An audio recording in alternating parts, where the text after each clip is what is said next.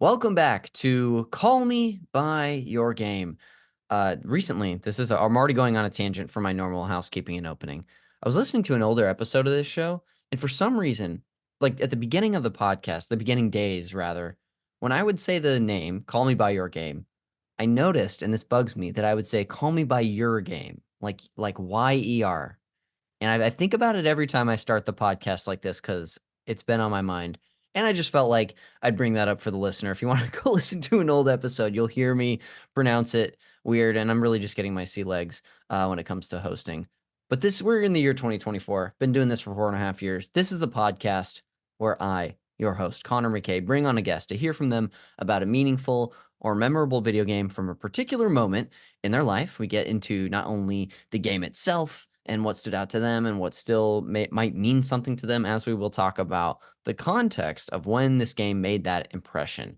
A little bit of housekeeping up top is that anything that my guest or I plug today, you can find a link in the show notes. So whether you're listening on a podcast catcher like Apple or Spotify, or if you're watching on YouTube, if you scroll down, there's going to be links to anything that we plug, whether it's the social media for this podcast on Twitter, Instagram, TikTok, and Blue Sky, whether it's something that our guest plugs today, which is it's just gonna blow your socks off. That's putting pressure on the guest to plug anything. And then also our Patreon for all the bonus content that myself and the creators of our shows make. You can find a link in the show notes. Scroll down, click it if you're interested, including the Discord where you can have wonderful conversations with other sweetie pies about video games. And I think the last channel I was commenting on was the sports channel, which we have titled We Like Sports. And yes, we is spelled like the console. Anyway, you can find all that stuff there. That's it for the housekeeping. I'll finally introduce my guest for today's episode. Please welcome writer, actor, and new car owner, Chad Westbrook. Welcome to the podcast. What up? Hey, so glad to have you coming in with the confident what up. It feels like, obviously a version of this is going to air on YouTube. It feels like sort of like just an assertive YouTube, like welcome to the show sort of thing. Yeah, I think I'm gonna cosplay sort of in that energy today. Oh, huge. Yes. And hey, Yeah. if you want to lean into anything, not that every YouTuber is like this, but if you want to lean into anything problematic, my friend, the Okay. floor is yours. Yeah. Okay. You're like, Okay. Connor Yeah. gave me the green light to do Yeah. that. Yeah. So who's Um, at fault? Yeah, I think that'd be me. Yeah. Chad, I'm so excited to have you on the show. Thank you for being here today. I know you, how I know the majority of the guests on this show through the Los Angeles comedy community, doing sketch and improv, both, in the indie scene, but also through the Upright Citizens Brigade. I can't quite point out the time, like the exact moment that I met you, which I try. Yeah. Were you You know. you were shaking your head? Do Well, you I know it, or do you know that I no. do this on the show?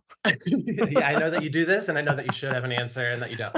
No, I feel like I don't. I can't remember. I think you're someone that we've like circled around each other forever, but my real like connection to you, I think, happened like post-pandemic commercial auditions. I feel like we Yes. showed up to the same like several in a row commercial auditions, and then didn't we audition together for like Yes, it we was like did. Football Bros We played thing? Football Bros. They paired us up for the first round and the callback. Yeah, Um, and so we and were like, it's ours. yes, for sure. And I believe, like, I can't remember your history if you're like a football fan at all, but I was sort of at the time like not a relapsed football fan, but like someone who had fallen away from it. So I felt like even though I have like a history with the sport, felt like I was just faking it Yes. in the audition. What was your experience? Yeah, same. Anytime it's like my physical appearance and my spirit are two different things. Yeah. That feels like a huge statement. Feels like a huge psychological statement. Oh But no, I we're get getting called in. existential today. Yeah, please. But I get called in for stuff like that. I feel like I get like a football bro or like dad a lot. And Hmm. I always feel so goofy and fake. Yeah. And I know that's part of the job of acting is to be something you're not, but like especially when it's football bro, it feels so like I can't do it without feeling like I'm like making fun of it or something. Oh, sure. You know? Yeah. I'm like, Uh-huh. oh yeah. Like it just Yeah. feels Well, forced. that's that's probably like, at least for when I'm in a situation like that, for me, the easiest way to get through it sometimes can be like not, unfortunately, not taking it seriously and goofing in that way.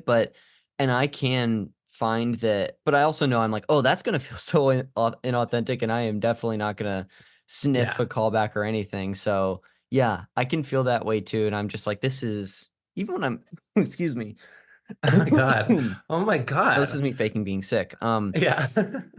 Faking a cough. Yeah, all that to being said is that I was feeling a lot of that in that audition, despite being happy to be with someone that I at least knew Yeah. and Yeah. felt so safe. I mean, I definitely saw you, do improv and like saw your. I can't remember what the names of your mod team or maybe teams were, but I saw them a lot at UCB. Were you on one or multiple as a writer? I was on one as an actor, As an actually. actor. See, can't even Yeah. get that right. Yeah. Damn. Check my wiki. Dude, come You on, fuck. Connor. Go on, Connor. Yeah, I was on the Audacity for 3 years and Yes, the then audacity. yeah. Yeah. Because was that with were Kale and Lauren on that team? Yeah. Yeah. Yes. What a killer team. Yeah. So much fun. Yeah. Gosh. But Yeah. I just remember seeing you around. You've always been so just like such a nice person to run into. And I feel like every time if I've ever like turned and you've looked at me, I feel like you have like a bright presence and there's like Oh, whether or not you thanks. mean to, there's like kind of a big smile on your face. So you've always just been like an Thank you. easily approachable person, is what I felt like. Thank you. You know, that was actually in my first improv class ever in Portland. At the end of the class, the teacher, I think we went on stage to get notes, like final class notes, and her note for me was that I smile too much. Okay, thanks, So, instructor. Yeah. yeah. That's that reminds me of, this is a tangent, but I took, speaking of commercials, before I was ever signed to an agent, I took a couple of commercial classes that Ross Lacey and Allison Horn's studio used to run. Did you ever do any of these? No, I did one of those like Killian workshop ones one time, but Yes, yeah. the famous Killian workshops. Yeah. But Icon. this was like, it was a great, honestly, just helpful, even as someone who had like a lot of comedic training and some acting training at that time, was helpful to just go in and like know what to expect when you're walking into a commercial audition in all sorts of Hmm. scenarios. It was helpful. And at the end of the first class, people, or maybe at some point, the instructor had the class basically look at everyone and be like, what do you think this person could be in? And I got a lot of like, you could be a helpful Honda person. And I was like, well, you know what? At least those commercials do run, but those are commercials that make my skin crawl every time I see them, because it's always Yeah, the most like out of context, like, hey, this has nothing to do with Honda. We're just trying to get some goodwill here, and we paid for your exactly. groceries, which is nice, but it's like a whole publicity stunt. So I was like, uh, not that I should have been insulted like that, like maybe you did or didn't feel, but I was like, oh, putting people on the spot to like be like, this is who you are is so strange. Yeah, it's a very tough thing. And although I Yeah, do understand that type in general, I feel like helpful Honda person is it's like there is no type to that. It's just sure. that's like a guy who works for Honda. Yeah, yeah. You It's look just like like you have a what regular job. yeah. Um, but outside of like us knowing each other through the comedy scene, well, I guess one thing I'll say before I let you just take it away and talk about yourself is that Thank you. recently at our friend Lauren's birthday, we just got to chatting, and this thing happens every so often where someone I know for a while lets it slip that they're playing video games, and also I'll pry a little more, and you and I ended up talking with early guest of the show, Annabelle Seymour, about Hmm. games that we were all playing. Annabelle went on this like string of how she's been into adventure games this year. I think, and this is getting a little ahead of stuff, but you mentioned you had played, you were playing Portal, I think, recently. Yeah, Was that and I maybe? finished. Yes. Yeah. Yeah, I've And beaten both now. oh, hell yeah. Yeah. And just replayed too. I think seeing you, I think, prompted me to do that or something like that. But So fun. um but you had opened the door, so I was like, "Hey, Chad, I gotta have you on the show." Um so that was just, it's always fun for me to have that revealed. And it turns out you've got like a history with games as well. Yeah, and I don't think I've been someone who like I'm not like a I don't hide any side of me or anything like that, but I feel very I identify with like gamer nerd Yeah. culture and Yeah. person, but it's not like my leading trait in the world. So I Totally. think when I talk to people, sometimes it's like, oh, you play games kind of a thing. Sure. Yeah. Yeah. Whereas like I've made it a whole part of my personality and it's like if you even just look at this frame, it's like pretty obvious. Uh where Gamer. Yeah. yeah, whereas you look like you're just in like a pleasant domestic situation behind you. That's a little more backstory than we might need, but Chad, outside of what we've talked about already, what do you want to share about yourself with the listener? Who are you? Yeah, I mean, I'm like you in the comedy realms, in the trenches, sketch especially. I do drag from time to time. I have a music video for my drag character. Yes. Just a normal gay guy who looks straight, This is going back to according the casting according to stuff that we were commercial talking about earlier. casting. Yeah, yeah, exactly. Yeah, that's my realm, and I so appreciate you calling out my new car. I just got a new car yesterday, and that's a huge, huge thing for me. Huge. Huge. I didn't ask you though, what color is it? It's white, which Okay. We've got one of those in this here part, not mine, like I was telling you, but there's a couple. I said we had one. I lied. We have multiple Subarus in this big parking garage where I live, and one of them's yeah, white. Nice car. yeah, yeah. It's a great car. I like white because in LA, it reflects the sun, and I looked it up. A white car and a black car can have a 14-degree difference Oh my goodness. just from sitting in the sun. And That's then huge. I have a Subaru, which is good for it's like off-roading and whatnot. But to me, LA, potholes and whatnot, Yeah. you're kind of off-roading. So a lot of thought went into it. And I also came from a Yes. car that had no AC. The springs were poking out of the seats. There's a 2006 Pontiac Vibe. Like the seats were sticky from just like years Oh. of sweat. Like it's like kind of rough sandpaper texture from I think dried sweat and food. But Yeah. then if you press down, it would be like sticky and a little wet. Oh. And then I also at one point I spilled a keg in the back of my old car, so it like seeped in and I cleaned it up. I thought I cleaned it up, but it had leaked underneath into like I had to Oh. like and so one day I got in my car and it smelled like mold and there was a bunch of fruit flies in my car. So I lived with this car forever and I had fantasies of exploding it in a like dramatic or sending it off a cliff into the ocean or whatever. So anyway, this is my about me. Oh my gosh. Did you how did you dispose of it? Do you still technically have it in your possession? No, the power steering went out one day, and it was going to be like over $1,000 to fix that, and then Yeah. they were like transmission and all these other things were wrong with it. So I sold it to some app. I can't remember. It's like I can't remember what it was called, but I got like 750 for Okay. a little junker. Yeah. Yeah. Nice. I think you did you post about this on your Instagram story? Uh-huh. Okay. It's It's been a coming. major part of my identity Yes. for the Well, past hey, month. I'm glad we got to highlight it here. Yeah. Thank you for sharing a little bit more about yourself as well. Pretty soon we're going to jump into your general history with video games, but before we do, I'd love to hear what you brought on for the main event and call me by your game.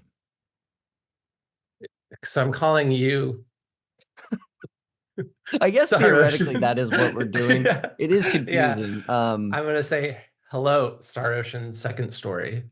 Great. I love it. Yeah. It is fun to see every as I've started to do that the last, I don't know, 50 episodes or so on the podcast, how certain people react to it. Some people don't skip a beat, and other people are like, "Are you asking me to have an intimate moment with you right now?" And I guess it's up to interpretation. Yeah. I mean, that's what the movie Call Me by Your Name, I still can't quite wrap my head around it. The Exactly. meaning Yeah. of that. Or like Yeah. that moment that was going on. Yeah, of Call Me by Your like Call Me by Your Name and I'll call you by my it's like I don't Yeah. get it. Yeah, we're not excuse me, Mr. Director who just had another successful film come out. I've Yes. got a bone to pick. Have you seen It, Challengers yet? I haven't seen it. I liked it a lot. Yeah, it was fun. Okay, cool. Yeah. I'd really like to before anything gets spoiled for me, so we'll see. I will anti-spoil, Yes. kinda. Everybody I talked to was like, "Oh my God, it's the horniest movie I've ever seen." I saw a friend of mine coming out of the theater as I went in. He was like, "Oh, I feel like I just had sex." It is, it is kind of horny. Okay. Or I'm a freak who's been exposed to too much. So then when I saw it, I was like, this is like, a heavy PG-13. Yes. Yeah. Well, you know what? When I after I see it, it looks like I've got some reporting back to do, Yeah. and I'll let you know whether which side you Yeah. fall on. Yeah. Big uh, freak, probably.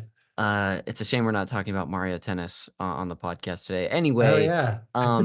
let's get into your history with games. You said that you've had like a history with them throughout your life. Do you remember or have some of like your earliest memories of games that you'd like to bring up today?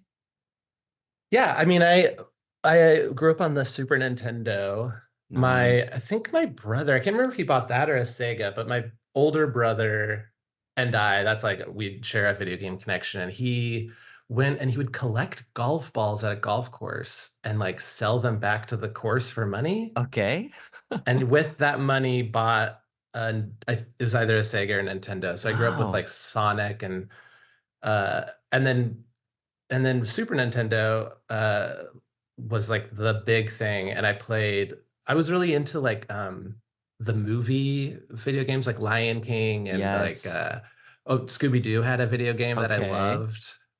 Uh and then obviously like all the Marios and stuff. And then huge one for that was Donkey Kong Country 2. Ooh, Yeah. Diddy's Conquest.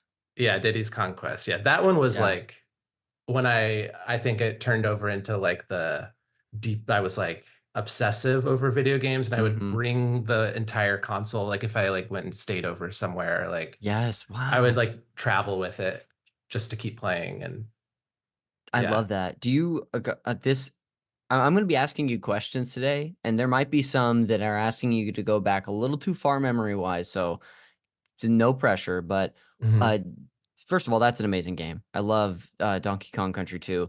Do you So good. remember? Because you in that game famously, Diddy is like the leader, and Dixie is like the second Kong, kind of like they how Diddy was the second. Um, Yes. do you remember? Like I actually ended up preferring Dixie because she can like float. Do you remember using them at all and Yes. how you felt about it? Oh yeah. And I don't know if this is just an innate like being like a little gay boy kind of thing, but I love any like time there was a girl character in any Sure. video game. Yeah. A huge blonde ponytail was like it for Yeah. me for You're like, that's the closest thing I'm gonna have to representation at this moment. exactly. Yeah, Yeah. yeah, yeah. Everything was it just felt like a little inside. So I loved playing with but also it was like a lot of the female characters in video games were like their thing was floating, right? Peach Yeah. floated. I feel like there's a few others where like their thing was they could fly. They either That's fly or they heal. yeah, that's right. Totally, totally true. Yeah. But yeah, Huh. I loved playing with her. And she had a little beret, right? Like a pink beret. She did. Yeah. Really Yeah. stylish. Yeah. Chic as hell. Yeah. Absolutely. I'm trying to remember because she would play she also play the guitar at the end of a level? Or is that did am I mixing them up? She definitely had an instrument. She had like some sort of flair. Yeah. I've played this Yeah. game in Because the last couple years, so I should know.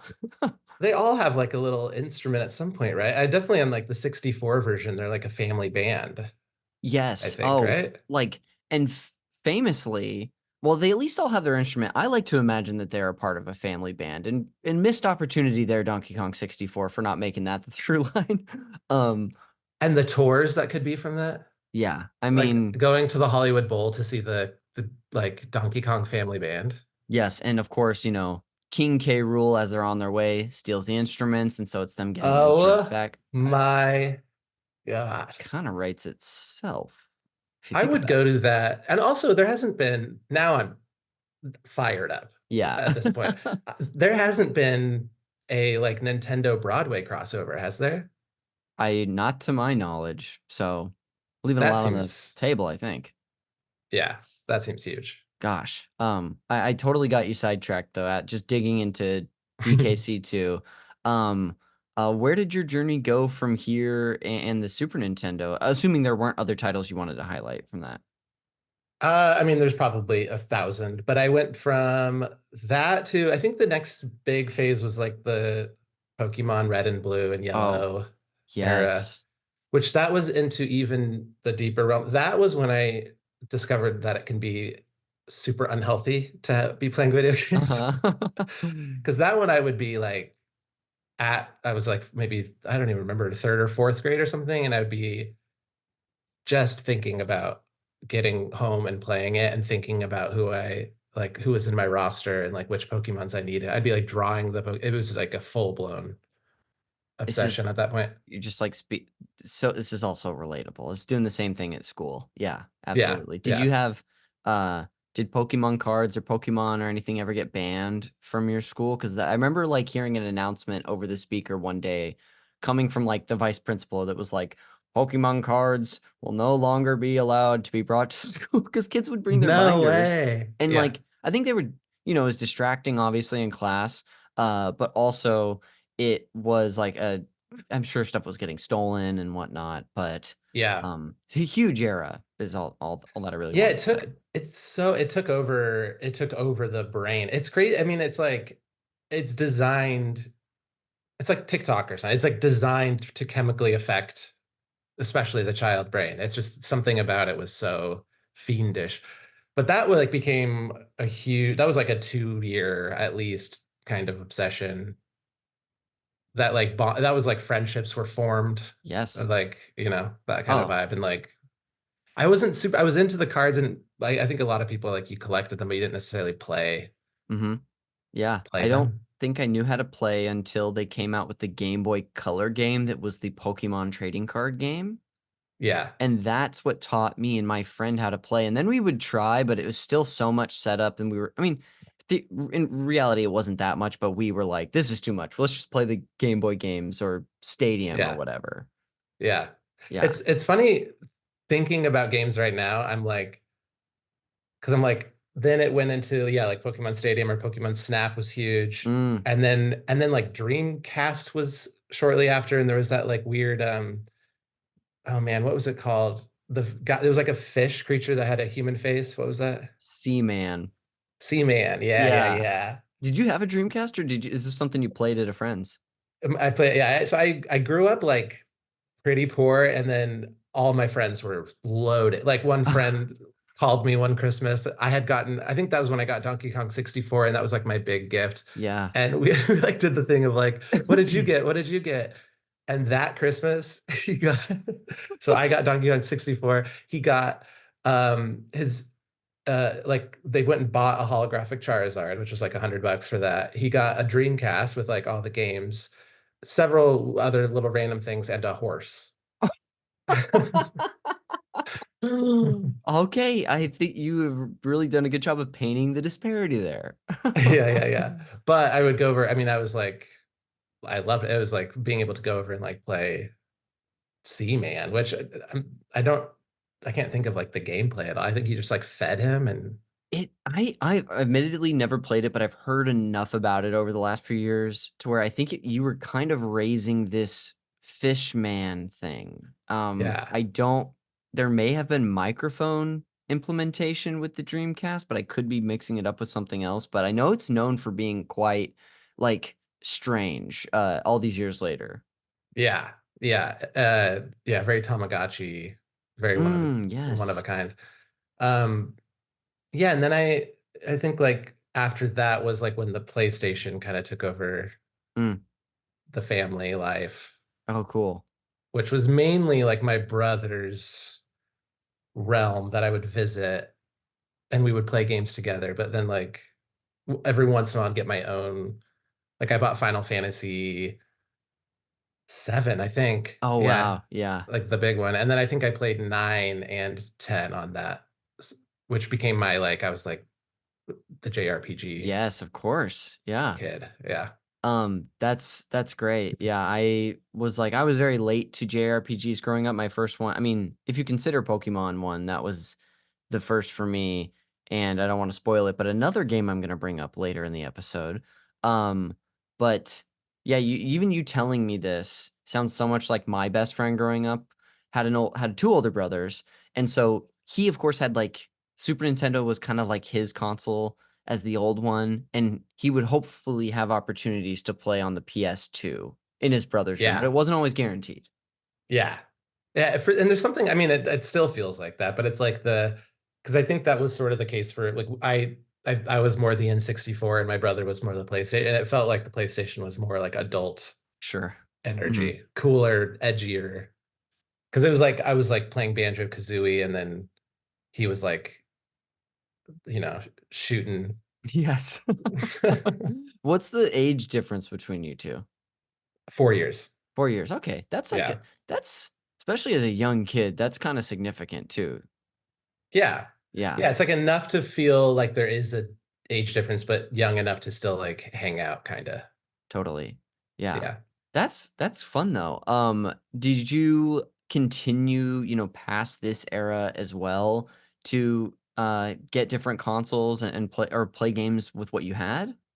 Yeah. Yeah. I feel like that's what I was like, had that thought earlier and forgot to finish it. But it's like going down the timeline in my mind, I'm like, wow, it's been a constant, like Yeah. every era is defined by a game. And there's like huge chapters of like it being like the main attraction for it. But yeah, I got I'm trying to think. I had a Wii.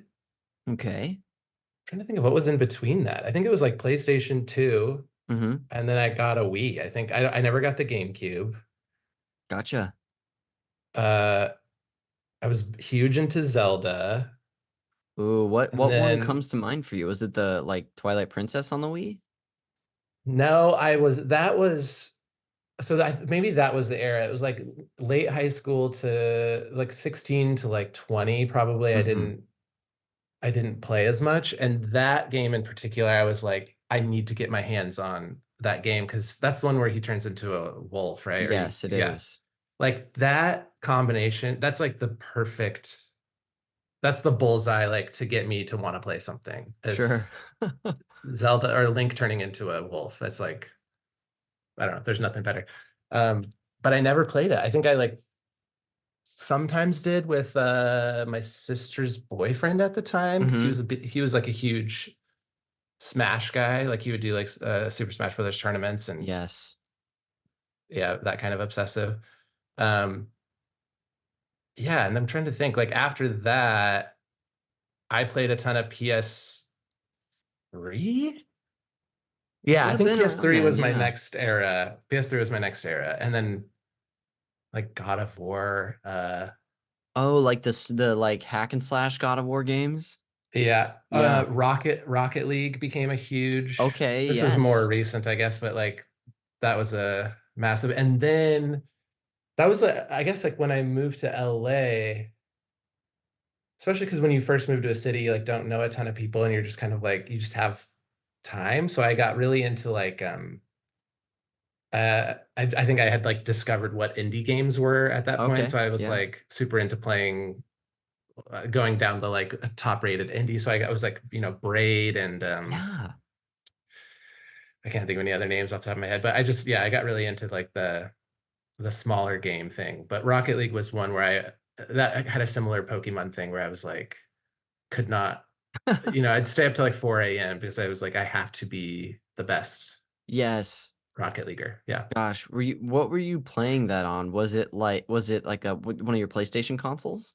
Yeah, I think that was PS3. Yeah, that was PS3. And I lived with my brother at the time too. That was like me moving down to LA to live with him. Oh wow, nice. Yeah. Does he still live in town?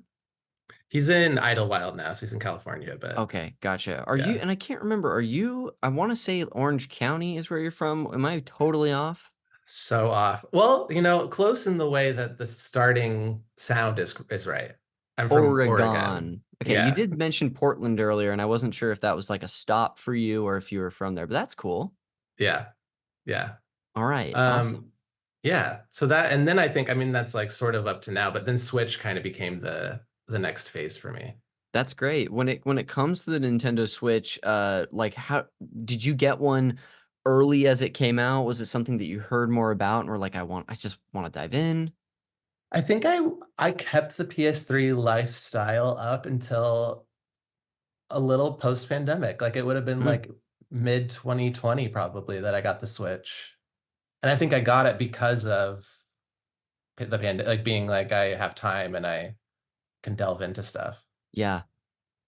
Did you have Because like, like, yeah, well, I was just gonna ask, I remember when the pandemic hit, a lot of people went through a similar thing where they were like, I have nothing to do, or they were just like, I'm bored, let's go get a Switch. And then suddenly they were incredibly hard to find because everyone was doing that. Did you go through that at all, or was it easy for you? I guess it was easy. I never had like a thought of it. I think it was like I Sure. wanted it and it happened. Yeah. Now that's what manifestation does for somebody. Exactly. Yeah. If you want it hard enough. Yeah, I think it just came to me. I also don't even remember. I don't think it might have been that I wanted to play Breath of the Wild Hmm. because that felt I have a thing with like there's certain games that will be so daunting and knowing my personality, like becoming, I can get really obsessive about something where it'll like, I'm like putting off work to do these things.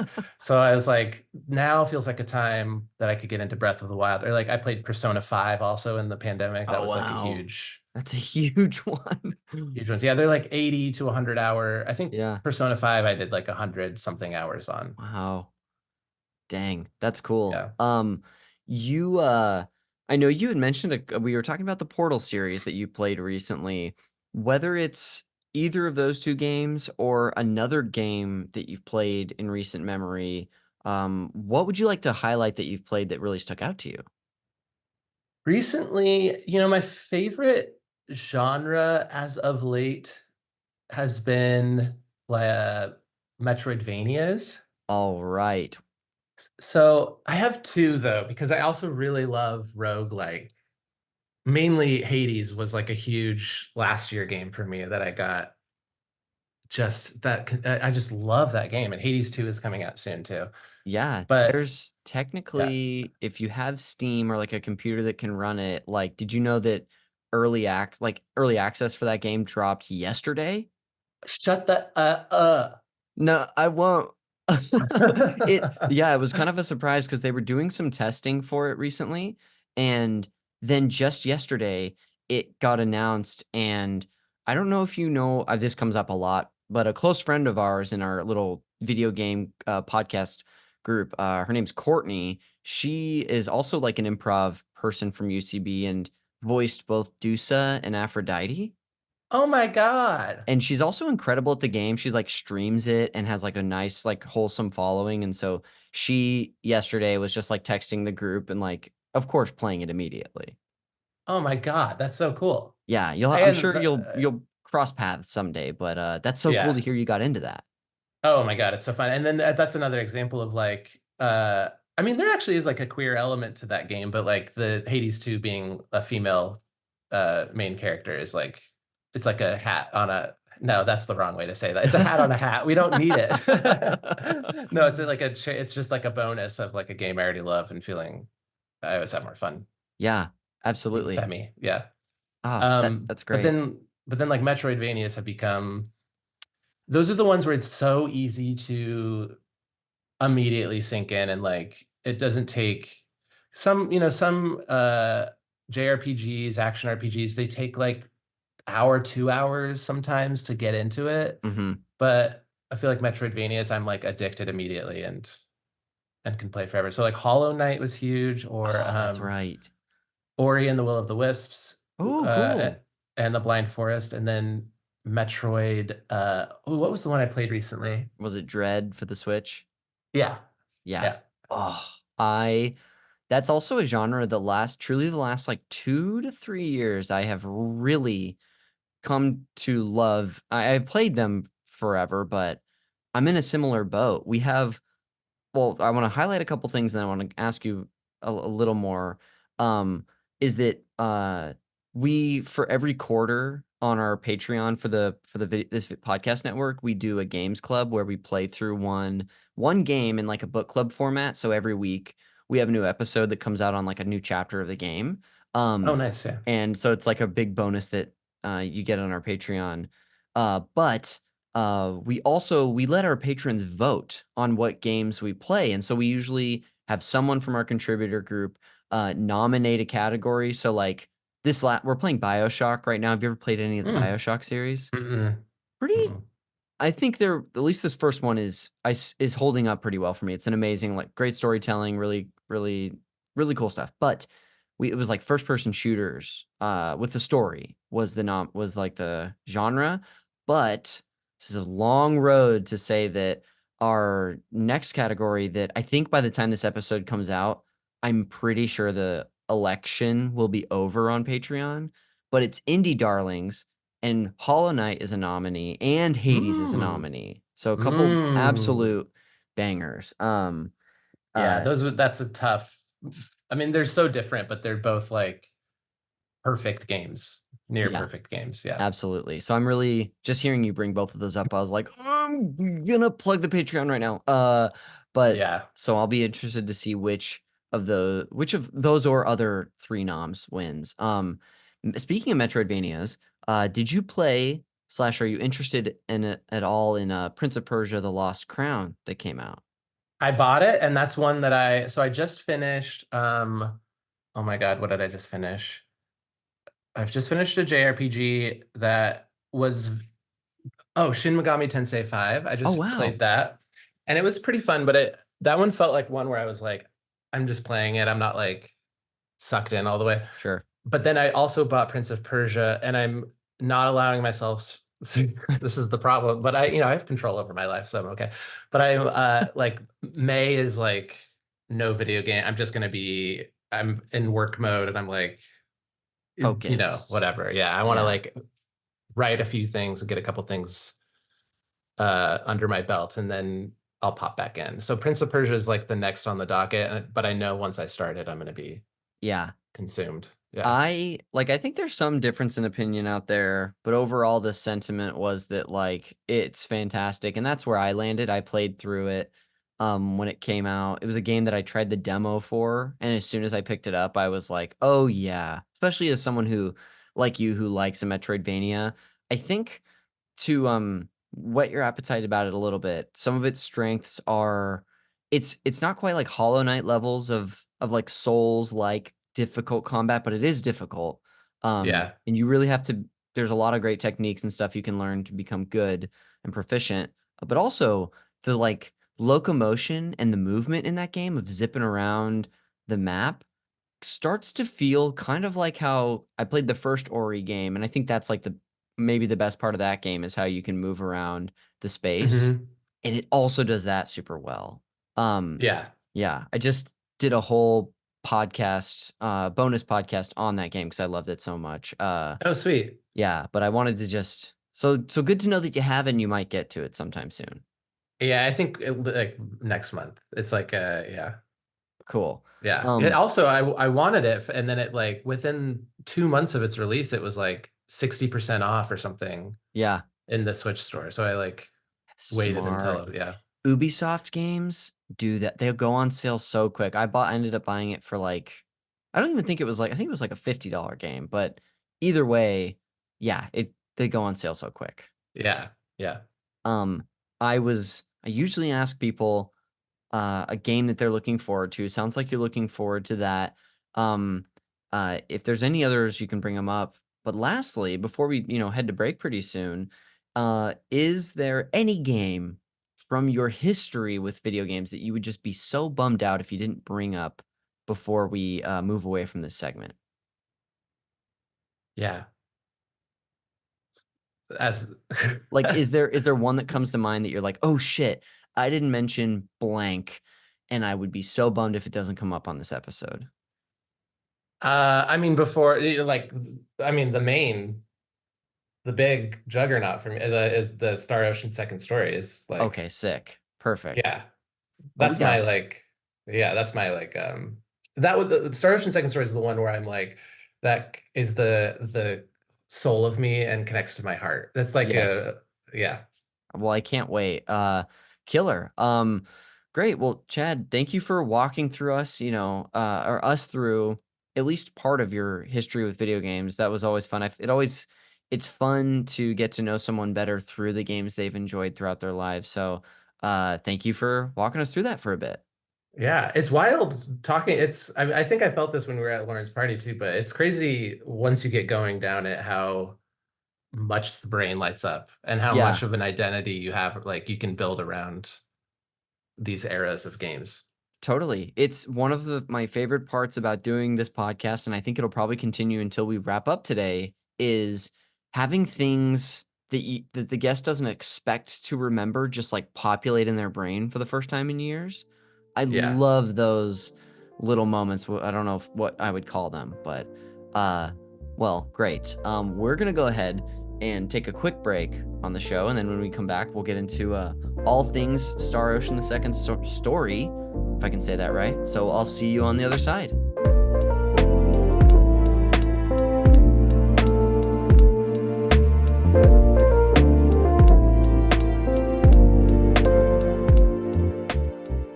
Welcome back to Call Me by Your Game. I'm still here, your host, Connor McCabe, with Chad Westbrook. Chad, welcome back.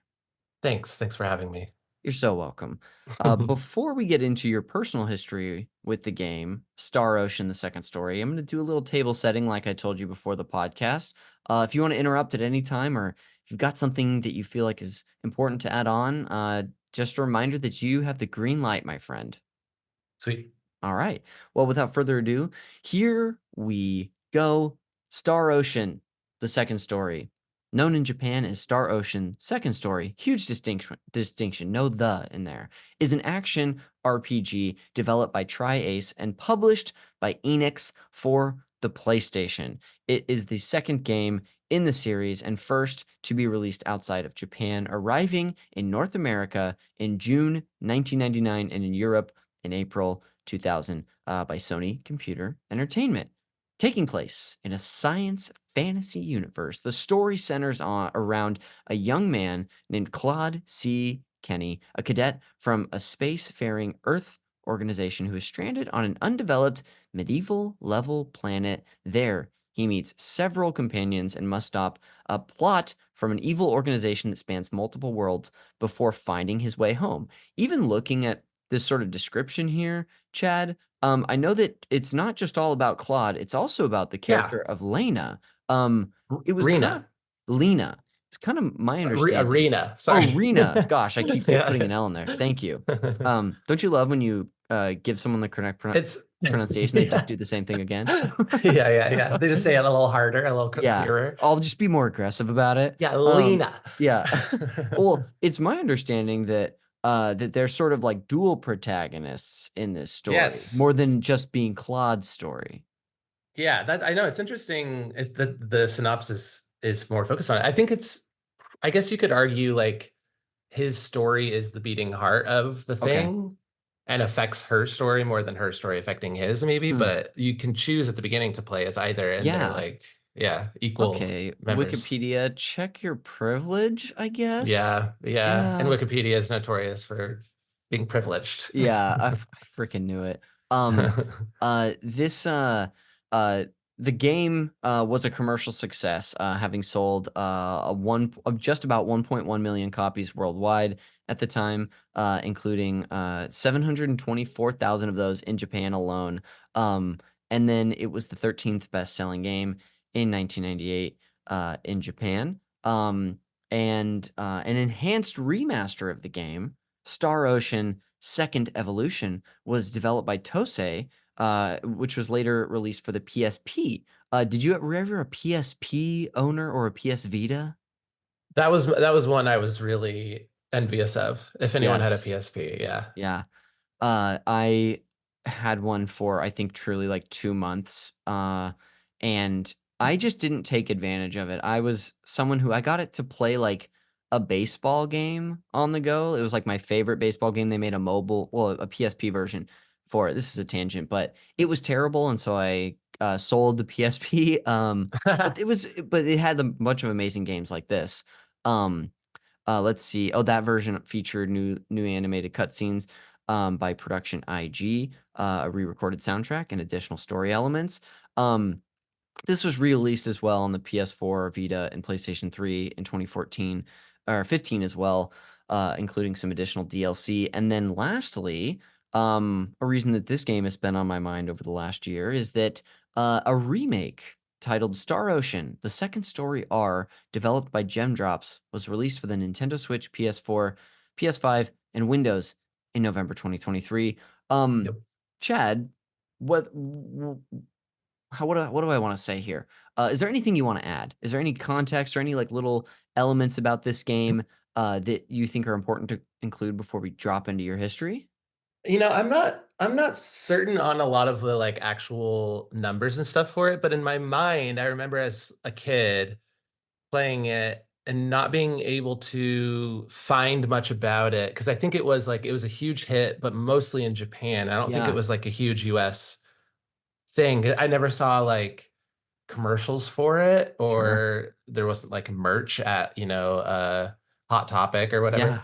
Yeah. Um, so that was a part of it. And then I think it's one of those ones that like over the years had like a tiny cult following that Hmm. then prompted them to do this remake. So yeah, that's my Cool. addition. No, that's helpful. Well, let's get into your history with it. Do you remember how you came to get this game in the first place? Yeah, part of why this one is such a big game for me is one, it's like the game that I think my brother and I bonded over the most. It was like an entire summer, whatever, probably fourth into fifth grade for me, Hmm. maybe fifth into sixth, I can't remember, but it was like the literal entire summer. We'd wake up, we'd do like get breakfast, and we'd just plop down on this like reclining love seat in this basically the video game room. Yes, sounds like my And kind of room. oh, so it's heaven. It was like that it had a reclining love seat.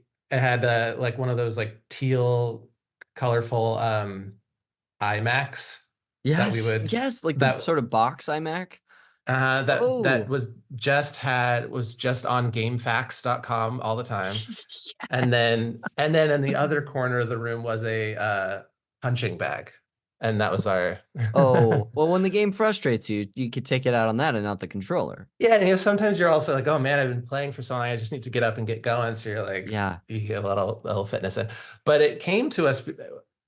Another part of why it's so memorable is my mom didn't love or support our video game habit. uh-huh.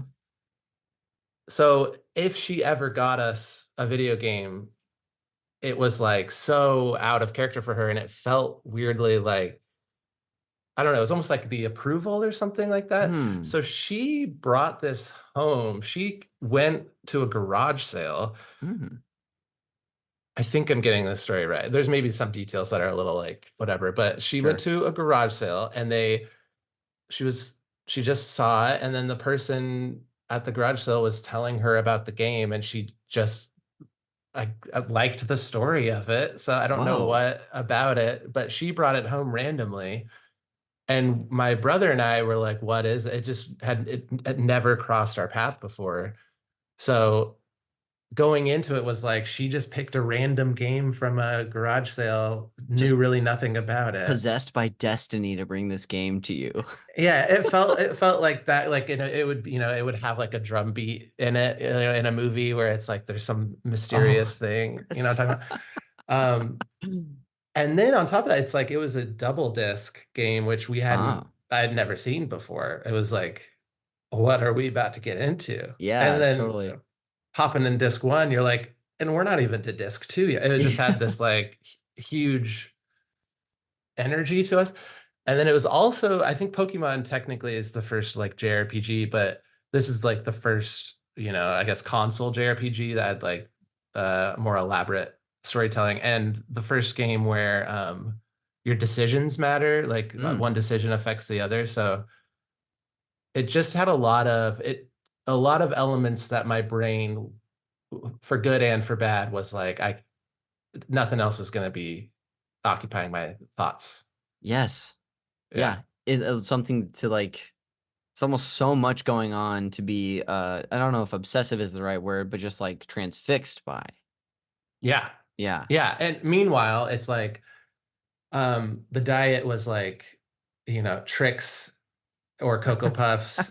It would be like that was the summer of like a big plastic pitcher that I would do like 2 cups of sugar and like 2 Kool-Aid packets. So I was like, Yeah. and then like Moose Tracks ice cream, like Oh, oh. No vegetables. Yes. Oh, I gotta stop us on Moose Tracks really quick, just because like it never comes up ever. And nor do I know a lot of people who know it, but truly, that is like my sort of idyllic, like Yeah. childhood ice cream specifically that I think we had at my friend's house first. And for those of you out there who don't know, Moose Tracks is traditionally, I think, like a vanilla ice cream with like chocolate and vanilla sort of like ribbons through? What would you call that? Yeah. Yeah, like thin fudge ribbon swirls. Yeah. Yes. But the key is that which honestly, even thinking about the name, I'm like, this is so funny. Uh, Yeah. are these like mini sort of Reese's cups, which now that I'm talking to you about this, They're little turds. okay, that's what I always thought, but could they have been the hoof tracks? But it has to be turds, right? It has to be turds. Yeah, I won't take no for an answer. It has to be turds. Yeah, I can't imagine. Yeah, I can't imagine. I mean, I'd love to do a podcast episode on moose tracks Yeah, truly. and get into the lore. But I imagine because they also had like a bear track. There was like another one. There was like a spin-off of moose Sure. tracks, but it I think also had like little nuggets of something. So Okay, interesting. Well, I guess yeah. we'll wait for episode 1 of Call Me by Your Cream later. A Yeah. title that won't put anyone off. Yeah. Um, Cream me by your ice. yeah, Cream Me by Your Ice me by Ice. your cream. Okay. Honestly, we have a treasure trove of possible titles for this Yeah, show. yeah, yeah. Um, okay, sorry, I got us so off topic, but as soon as you said Moose Tracks, you probably saw me salivate. Yeah, light But up. I think you were just getting into like just that's such like a summer kids, especially from when we grew up, because I think we're very similar ages, if not the same age. That just it's so reminiscent to me of like that era. Yeah. Yeah, and this is all happening while it's uh 92 Hmm. outside and there's like, kids playing in sprinklers and soccer games and Yeah. bike riding and all that stuff and we're like plugging in not this particular room also was windowless. It was like in the dead center of the house, so Oh like wow. yeah, it was like a sensory deprivation Yeah. experience. Yeah. Absolutely. Like no way to have a concept of time if you don't leave the room or check a clock. Did my mic just go out? Can you hear? You sound fine to me. Maybe it was just the headphones. Maybe. Okay. Yeah, but you sound good.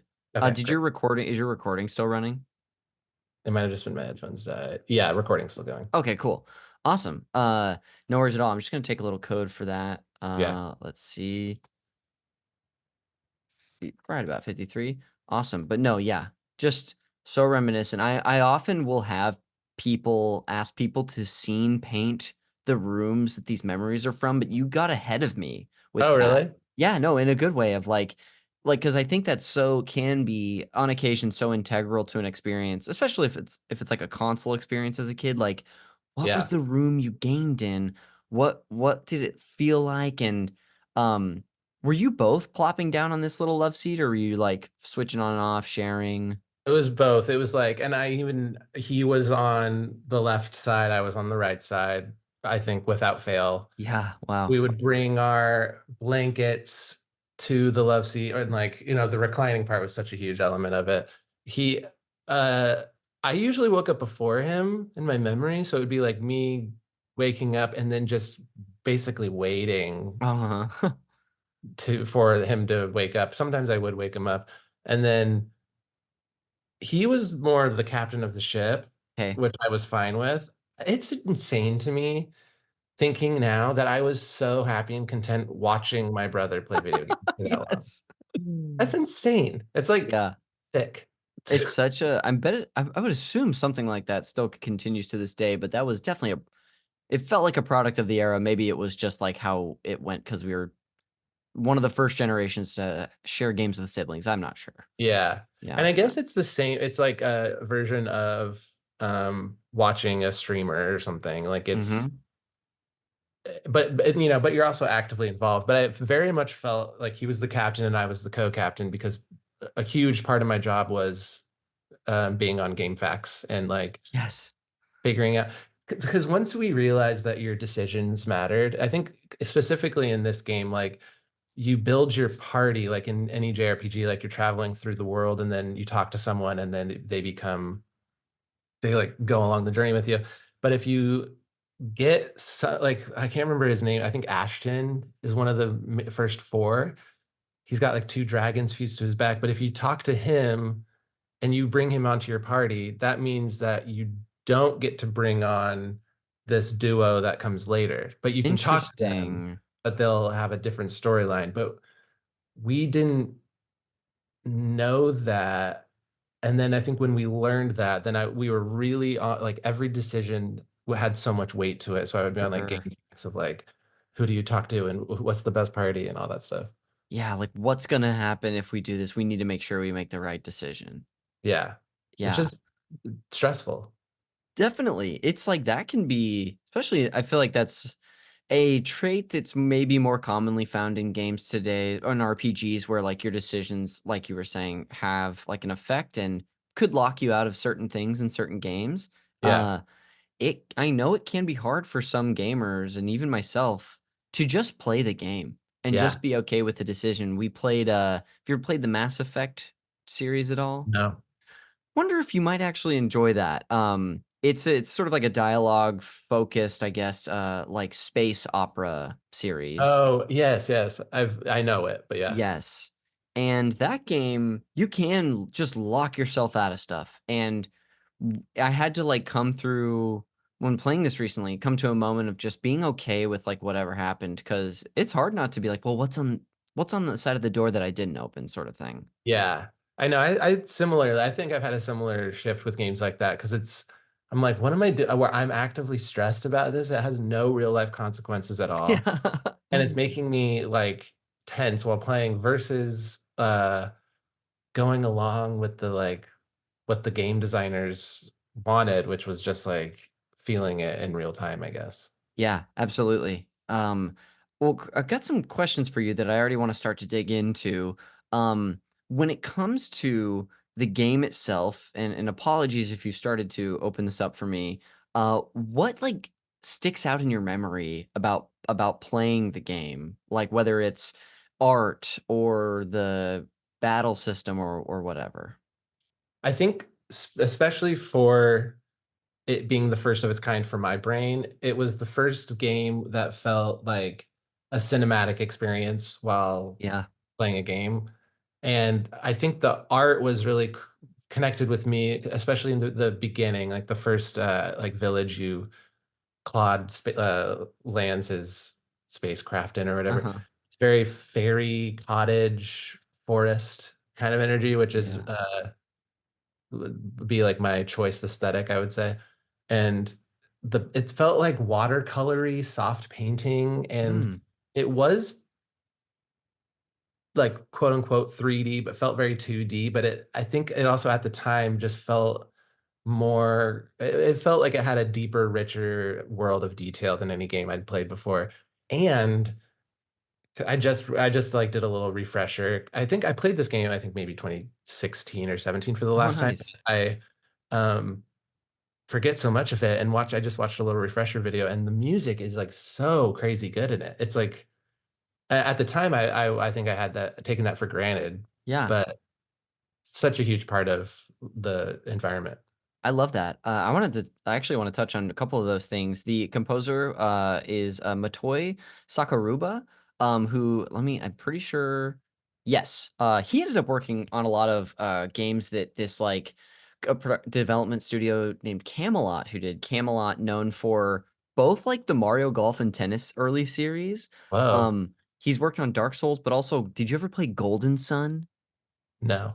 Golden Sun is another game that this person did composition for musically. So incredible composer, but also you were talking about the sort of look of the game itself and the sort of soft painterly looking backgrounds. This is going to tie into one of my fun facts earlier, so I'm kind of glad you teed it up for me. But this game comes from a very interesting era where, we're coming from the golden age of like 16-bit JRPGs on like the Super Nintendo, uh, to this like almost like realistic 3D models of like the PS2 and Final Fantasy X, which you brought up. Yes. Um, Yeah. and so a lot of the games between those eras live in the middle of that in some ways. Hmm. Some still live in this game is interesting too, I think in particular, because the characters you're controlling are like 2D sprites that are running around this pseudo 3D world. Yeah. The backgrounds are, you might be familiar with this, but they're like pre-rendered images, pre-rendered 3D images that are technically I think just 2D textures, but that feel 3D, kind of like in Final Fantasy 9 or 7 even. Yeah, like the lighting and the shadows and the depths of, yeah, it's, Yeah, yeah.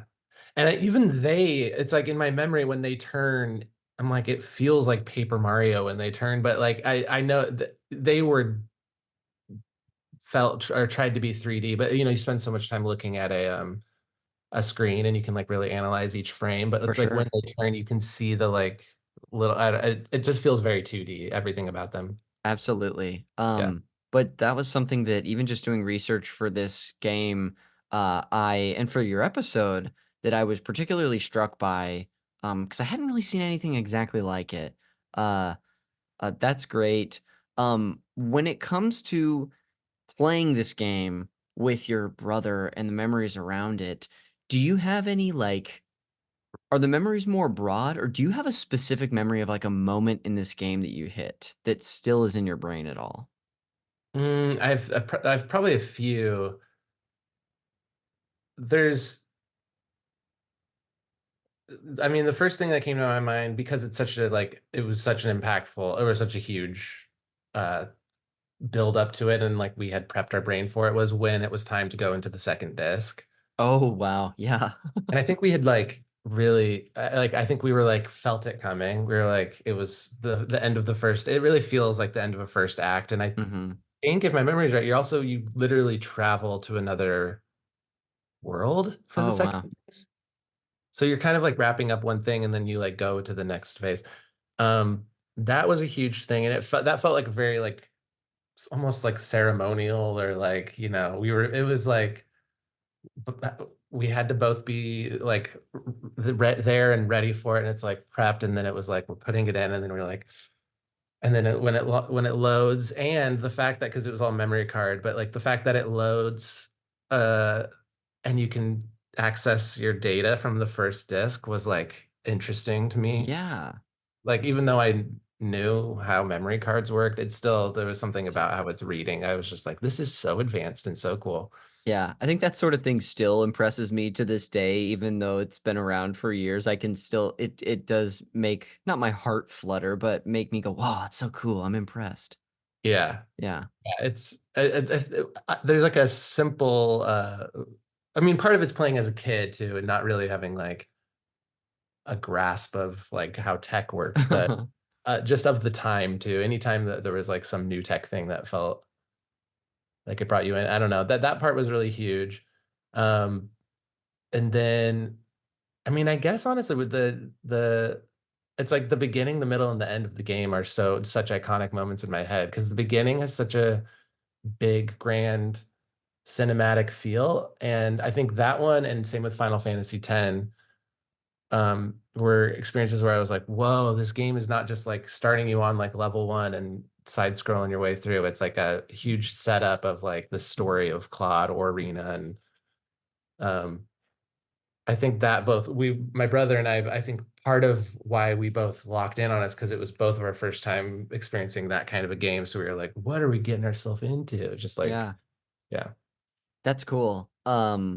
I love that. Sometimes it's fun. We don't always, it's hard looking back to have these specific memories. So I'm glad that there's at least some trails of that for you. Uh, you mentioned that you revisited this game in 2016, uh, Yeah. roughly. Um, when looking back on that, does anything stick out to you about revisiting this game? Yeah, I mean, it's another interesting thing, but it's again like part of why this game means so much is uh maybe it was 2014 actually, now that I'm thinking about it, because it was it was my brother and I like played the whole game, and then when I moved to LA, I moved in with my brother, and we were like, we lived together again, and Yeah. I was like had so much time. So he worked full time, but it was like on the weekends we would do the same thing. We would just like plug in and we replayed it. No way. Yeah, it was great. And That's I that's so sweet. it was yeah, it really felt I was like, I mean, a part of it was a little I don't want to say like forced, but it was more like we were like we are actively making a decision to like go into it. Yeah. And it was still very he was the captain, which was fun. Like as an adult me, I was still fine with that. And there's obviously less uh novelty in it, but it was just a nostalgia bomb of like, God, it's crazy. I mean, it's the same with music, Hmm. but like so much of the like even the characters, like Claude's one of his move. Oh no, what is it? I think it's twin slash. It's like the echo of the way he says like twin slash, or like there's another, I think her name's Celine. Oh yeah. Is it Celine? I think that's her name. And she energy arrow. There's just like a very specific tone and cadence. And the other thing with this game, I'm really going off here. The I'm other thing loving with this. the other thing with this game is I don't it was like the sound mixing or something was not in stereo. Like it would be like a character, one of the characters would come from what like the left side of the screen, or like Oh, it just felt, and they were mixed above the music a lot. It just felt really dynamic to me as oh, a cool. and so revisiting that as an adult, it just was like, wow, how burned into my system all of that is. Really. That Yeah. there will be games that I revisit that whether it's like a voice line or the way like a sound effect plays, exactly like you're saying, just like music, to where it's like it takes me back, or like I'm like it unlocks something in my brain that has been dusty for years. Yeah. It's very fascinating, that sort of phenomenon. Oh, also, when you replayed this together, were you replaying this on a PlayStation, or did you have like a emulator or something like that? We played it on, I believe we played it on a PS2. Awesome. I believe, yeah. I think my brother just, and I don't know. My memory is now, I'm like, I can't remember what. Did we play the first one on a PS2 or was it PS1? PS2, I think. I don't know. I don't remember. But my brother kept whatever systems he had. He just always kept all of them forever. Oh, And cool. maybe he still has, honestly. Was this the original copy that you two had? Yeah. Holy moly. Yeah. Yeah, I think so. I'm trying to, Man, I'll have to, yeah, I'm like 90% sure. sure. Because I definitely didn't go out in the world and Find a new copy of the hunt second it story. down. Yeah. I think Yeah. he had his, like, he just is that kind of person. He has like a select few things that he'll just keep in really good condition Yes. forever. And he like treats them very well. So it's like, yeah. Yeah, I can relate to that with games. I'm someone who I've barely gotten rid of anything over the years, so I game wise, so I totally understand. Yeah. Uh, that's cool. I have a few more questions for you before we sort of wrap this part up. The first of which, is there like any aspect about the game that you haven't brought up yet that you'd like to? As I stumble over that whole sentence. I don't, it's one of those ones, I think it's like what I've already said, but it's like because there was like a female lead character, Hmm. there was that I think that was so impactful to me as a kid. And I think that also kind of gave because so much of my memory of this game, I'm like, did I play? I definitely beaten it twice, but I'm like, I think there's a third time in there. And I Hmm. want to say I just did it by myself. Like after he and I played, I probably shortly after was like, well, now I think we picked Claude's storyline the first time. So I was like, I gotta go Rena. Yeah. I like 90% sure I did that right after. And I think that that element of it is so huge. Um, and then the fact that it felt really niche, like there was not a lot of like no other friend of mine knew what it was, and then bringing it up to people through for a long time, it felt like it was like a very like our game Sure. thing.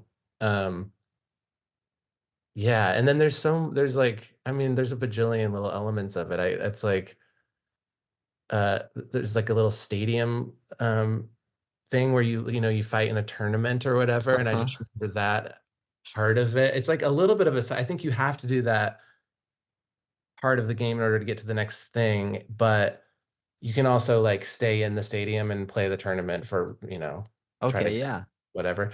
And I just remember that being a big chunk of our hours spent was like beefing up our levels and trying to be the like stadium champs of this little Yeah. game. That's a funny recurring thing in JRPGs is like, yeah, you find like a coliseum or a stadium where there's like a tournament and Yeah, there's some and part of the mainline story can go through it, but you could also, like you're saying, stay there and just like grind yeah. and earn extra stuff. Like even in you mentioned Paper Mario. Have you played the Thousand Year Door before? No, that's the second one, right? Yes. I have not, but it just recently It's get. about to come out. Yes, I'm really excited about Yeah. that. It's like oh, it's amazing. Like I love the original. I think the second one is a better game and it just blows everything out. But there's even a moment like that in the second game, Yeah, which is so fun. I know yeah. that a mutual friend, Kale, is also excited about it and loves, I think, talked about the original one on his episode. Uh, yeah. Anyway, Yeah, Paper Mario is so good. yeah, Uh, Another element I just had this thought while please. uh like whatever, just like scanning my brain of it all, but like it's it's one of those games where it's when you look up like the how long to beat whatever, it'll be Mhm. like anywhere from 40 to 100 hours. It's like one of those games. And I think leaned into the like 60 to 80. I can't Okay. remember where. But I was so about that's part of the obsessive brain of like I was so about every village we entered. I'm like, we are talking to 100% of the people Yep. and we are doing every single side quest. And my brother is just not that kind of person. So it was like I guess in that way there was like the captain co-captain dynamic of like he would just blast through the main storyline and I'm like, Yeah. we have to. And also you could pickpocket people in this game. You get like a Oh. thief's glove Oh. and you can get caught and get in trouble and stuff, but like you get really good like I think some of the best weapons and stuff are from pickpocketing. Mm. So it would just be like we're pickpocketing everybody, we're talking to everybody. We're not leaving until like every stone is Yeah. turned. Yeah. I'm combing this place. Yeah. Yeah, I feel like it's hard for me not to operate like that in especially a game like this where you're like, who knows what someone's going to share with you, or if it's just like a piece of funny dialogue, that's still a victory for me anyway. Yeah. Um, yeah, I can relate to that. That's cool. It's very dopamine. It's very like borderline like gambling brain too, because it's Mhm. like it happened, you talk to a random person one time in the game and they like bring you to a new realm and you're like, oh my God, if we didn't talk to that person. And so in your brain, it's like, I can't miss out on this dopamine. Yes, Yeah. absolutely. That's fantastic. Well, as we sort of like head to some of the post-show segments, on our way out from this discussion on Star Ocean: The Second Story, would you do me a favor and just put a bow on the place that this holds for you? Yeah. I mean, I think the main sort of like theme for this game in my life is that it's like the perfect merging of uh a game that I connected to, but also have like a super shared like bond with somebody that I guess some people have with like records or movies or something, but it was it created such a small realm of like only my brother and I had this experience in my mind.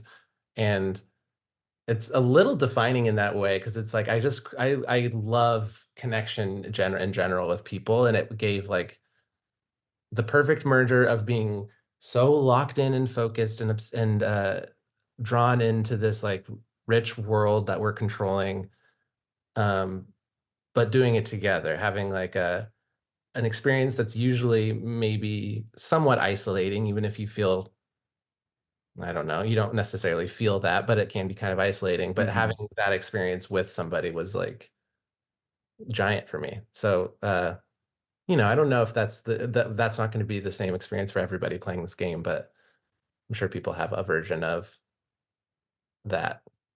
I bet. Yeah. Well, thank you. Thank you for wrapping that up and bringing this game on to discuss. That was so much fun to hear from you.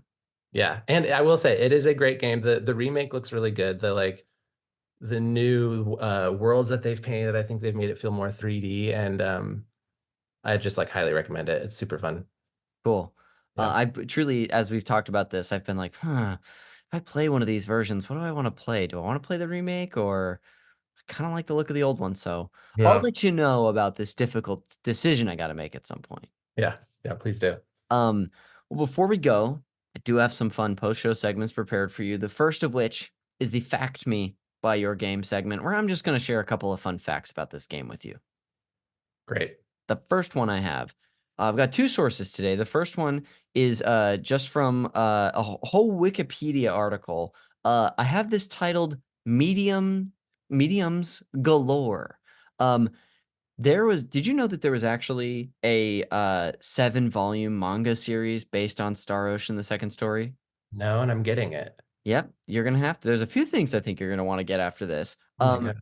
There was a version of this, yes, that was released as a 7-volume manga series written and illustrated by Mayumi Azuma, based, of course, on the game by the same name. It follows the exploits of Claude C. Kenny, like we talked about earlier, Rena, the whole gang.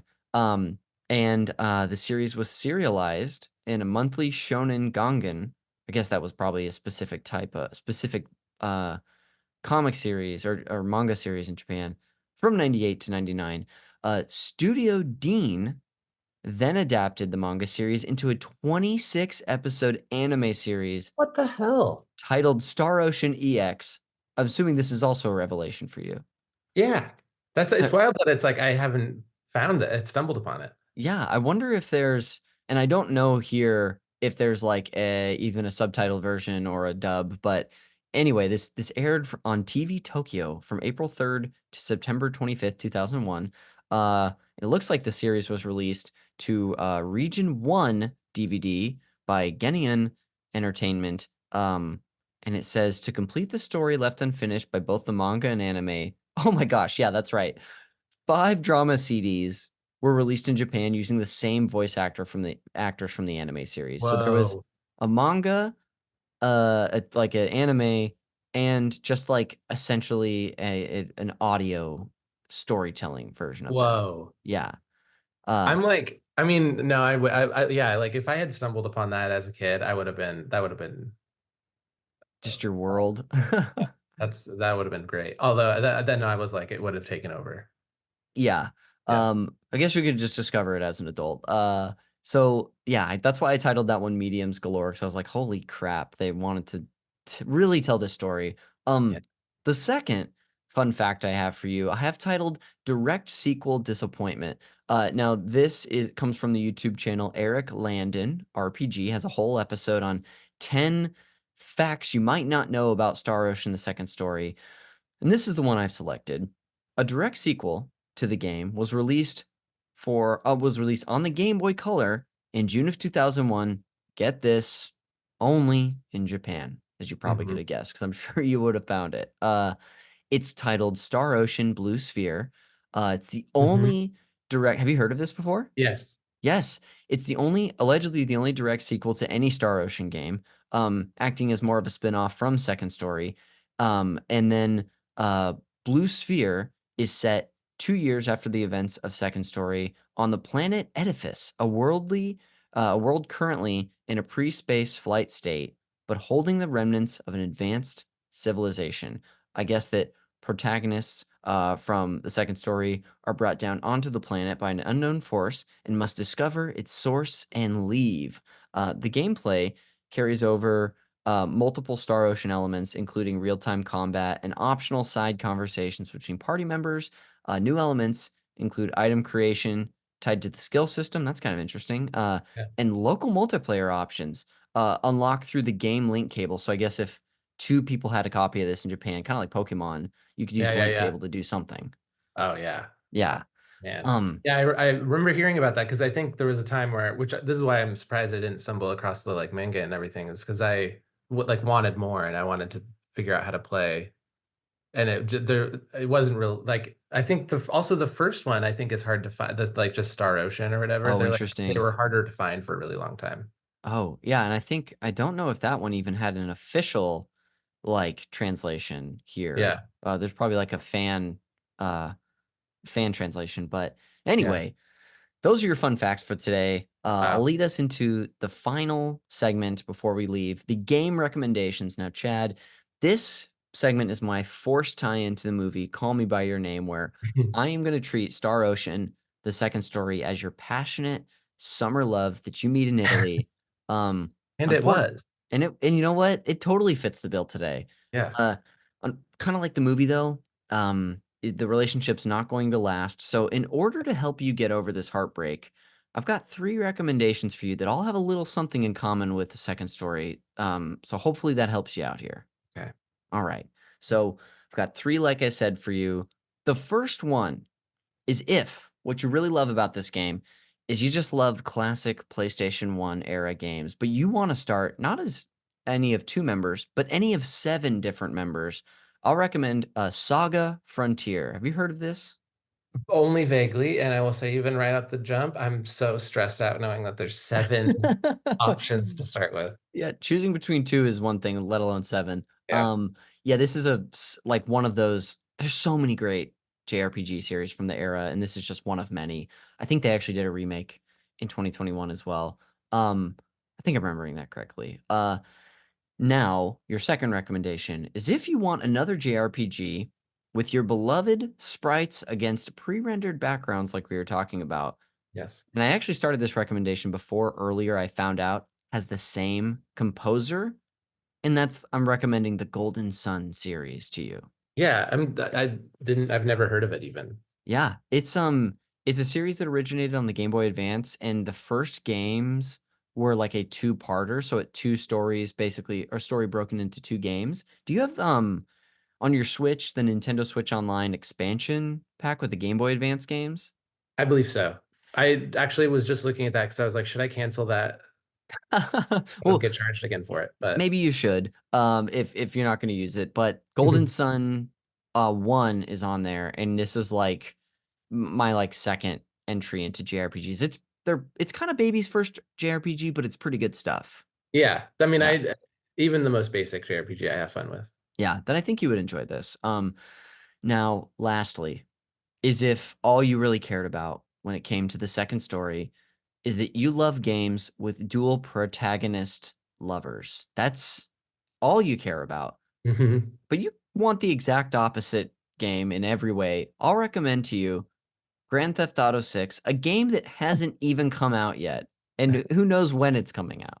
Is they're gonna have dual protagonist lovers? Allegedly, the two main characters are like lovers, and I don't know if you can control both of them, but Yeah, the way that I think pitted in the story trailer is that these are two people working together who are lovers, and there's some suspicion that that there's gonna a rift is gonna be driven between them at some point. interesting. Yeah. That Um, is a really fun way to take Grand Theft Auto into a new direction. yeah. So could be totally fun. Again, your three recommendations today: Saga Frontier, Golden Sun, and of course the unreleased and who knows if when it'll ever come out, Yeah, Grand Theft that's a Auto good 6. one. That'll do it for the recommendations, and that'll bring us to the end of the show. So before we go and plug whatever we want, Chad, thank you again so much for doing this with me. It was so fun to not only get to know you a little bit better, but hear about an aspect of your life I don't know a lot about. Thanks for coming on the show. Thanks for having me. Yeah, it's really fun. I mean, any like chance to talk about video games like this, I'm always surprised. I think maybe I limit how much I let myself talk about it for whatever reason. And it's so crazy, like opening the door on it and how I'm Yeah. like, I'm tamping down. It's like I could go off forever. Yes. Yeah. Well, anyway, this is just the beginning of opening those floodgates. We'll see. Yeah. On your way out though, is there anything you want to plug? Is there any place you want listeners to find you on the internet? Yeah, I'm just at Chad Westbrook everywhere. And I do a lot of shows at UCB and have a monthly show with my group Rita Repulsa and Hell yeah. have like a maybe some solo show stuff coming up, but it's like in the works right now. But Okay. yeah, just at Chad Westbrook everywhere. Killer. Well, thanks again for coming on. I'll go ahead and just close this out with some plugs of my own. And of course, those will be in the show notes for the listener too, as well as our cover art is done by Glenn J. You can find him and his other great work on Instagram at Glenn with 2Ns.J. This show is produced, edited, and the original music up top is done by Jeremy Schmidt. You can find him in his podcast, Video Games, a Comedy Show, wherever you get your shows. So that's a way to give him a thanks for the work he does on this podcast. You can find me all over social media on Twitter, Instagram, Blue Sky, and I even stream video games on Twitch. So if you want to come hang out, listener, and watch me play whatever the heck I feel like, check me out there as well. The show is also all over socials. Give us a follow on also Twitter, Instagram, and Blue Sky, and TikTok, where I release at least one highlight from every episode. So keep your eyes out. I'm assuming I'm going to be tempted to take like a Moose Tracks highlight, I'm sure, but I should probably make it more episode specific to the game you brought on. And then lastly, like I talked about at the top, we also have bonus podcasts on Patreon. If you are looking to support the show and you also, not only want to give us a few dollars a month, but want bonus podcasts in return for your generous support, check us out on patreon.com/Super NPC Radio, where we're currently going through our BioShock Games Club. Every week you get a new episode on Fridays at the DJ Toad tier and above. I do a bonus podcast every month, a group version of this show, the Call Me By Your Game co-op series, where I was talking about Prince of Persia, the Lost Crown episode I just did. We're about to do an episode on Mario Golf Toadstool Tour, so we're hitting the links. There's a lot of good stuff on there outside of what I do, but check us out. Find a tier that's right for you if you want to support us. But yeah, that'll do it for this episode of Call Me By Your Game. We will see you on the next one.